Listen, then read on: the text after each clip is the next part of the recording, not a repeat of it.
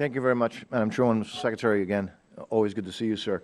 So many issues in the world, but I'd like to bring it closer to home, to our hemisphere. And let me just kind of toss 3 issues out there, and I'll throw some specific questions if possible. Number one is, when the President talked about in his first inaugural about those who cling to power through corruption and deceit, exactly, but that he would extend a hand if they are willing to unclench their fists, and yet we see that in some areas in our hemisphere that fist has been clenched even further. Let me just give you a couple examples.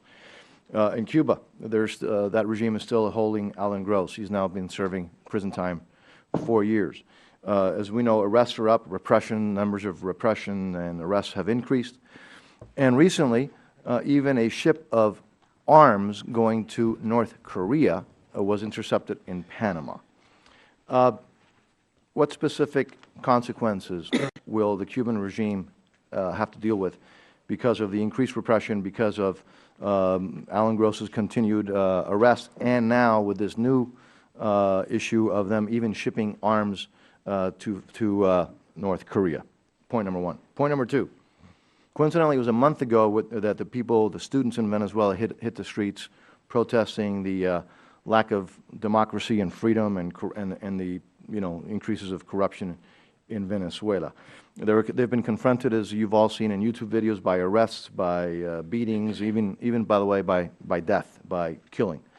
Press has been thrown out of Venezuela and censored, including stations like NTN 24, that's based out of Colombia and the United States.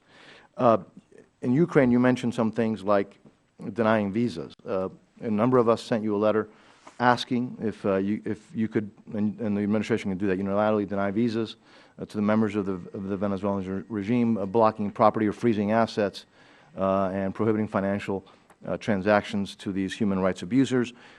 Are you going to be looking at doing something quick to confront those who are violating the rights and the human rights and arresting and beating the students in the streets? And also, what specific things is the administration going to be looking at to help those who are peacefully trying to recover their democracy? And lastly, in your confirmation here, Mr. Secretary, you pledged, and I was glad to hear that, that you would, quote, reiterate our serious concern about Argentina's failure to fulfill its private debt obligations to U.S. creditors. I don't have to tell this committee about Argentina. They've worked with Iran to blare Iran's responsibility for the 1994 bombing at the Jewish Center in Buenos Aires. They have undermined global sanctions against Iran by expanding bilateral trade with Iran tenfold in 5 years.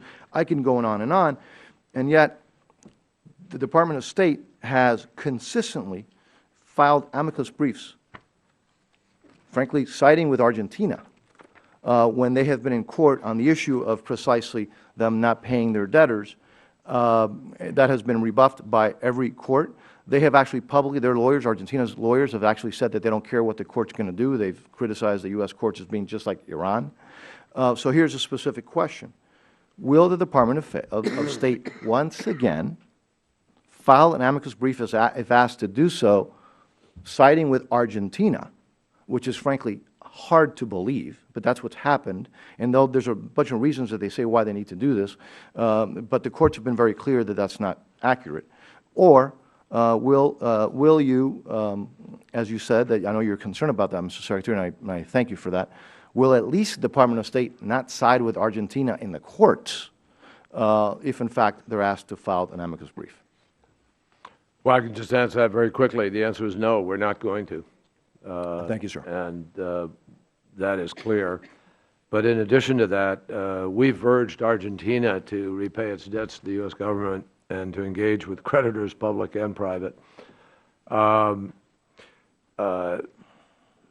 I will continue to do everything that I can and the Department can do in order to recover those funds, some $600 million in money owed to the United States. With our urging, Argentina has taken some positive steps. In October, they settled a long-running investment dispute with 3 U.S. companies, and it implemented, in January of this year, it implemented an improved inflation index in order to address deficiencies in its IMF reporting and so forth. But we continue to urge them to fulfill their global international responsibilities, and we will do that. And as I said, And thank you, Mr. Secretary, for a very direct answer, and I appreciate that. okay, I appreciate it. Now, the other two issues, on Venezuela and Venezuela, Cuba. well, Venezuela and Cuba, I have been meeting repeatedly, particularly in the last few months, on the Alan Gross issue. In fact, I met with his family just a couple of weeks ago. And I'm not going to go into it here, but I will tell you that we are very focused on a couple of possibilities of how we might try to approach that. We really want to get him back because obviously we don't think he's that well, and he's wrongly imprisoned as far as we're concerned, obviously. So it's a major priority for us, and I have the White House likewise. The White House has been very involved, working together in initiatives to try to do this. We hit a stone wall on a couple, but we're continuing to try to do that, and I have a couple of ideas that I hope could work. We'll see what happens. Cuba continues to confound, and there are continued problems there. The Obama administration is prepared to try to have a different policy, but we haven't seen the indicators that merit that at this point in time. There's some things we're doing that we think help in terms of the remittances, the family visits, the other kinds of cultural exchange, so forth. But at the moment, you're correct. There are serious problems about how the people are treated there and what the nature of that regime is. With respect to Venezuela, we have urged the release. We've spoken out. I spent, when I was at the OAS meeting, I purposefully reached out to Foreign Minister Hawa. What was supposed to be a 10-minute meeting went for 45 minutes. We made it clear that we want to try to engage in a normal relationship if they're prepared to.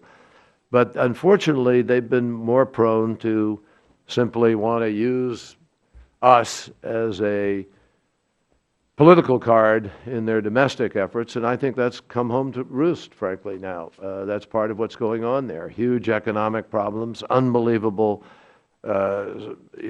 stratification within their society, polarization, young people looking for opportunity, and it's not unlike the story in many parts of the world.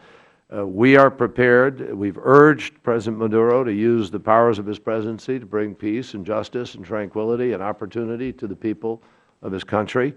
And we have not engaged in any of these kinds of activities that he has on occasion alleged. And we believe it's time for the OAS, the regional partners, other international organizations to assume a greater role, frankly, in urging the Venezuelan government to refrain from demonizing opponents, to allow for peaceful protest, and to move towards a meaningful dialogue with the opposition. That's the only way the issues are going to be resolved, not with increased violence. Even today, there are stories of the potential of that increased violence, and we would hope they would turn away from that. Thank you. Ms. Watson.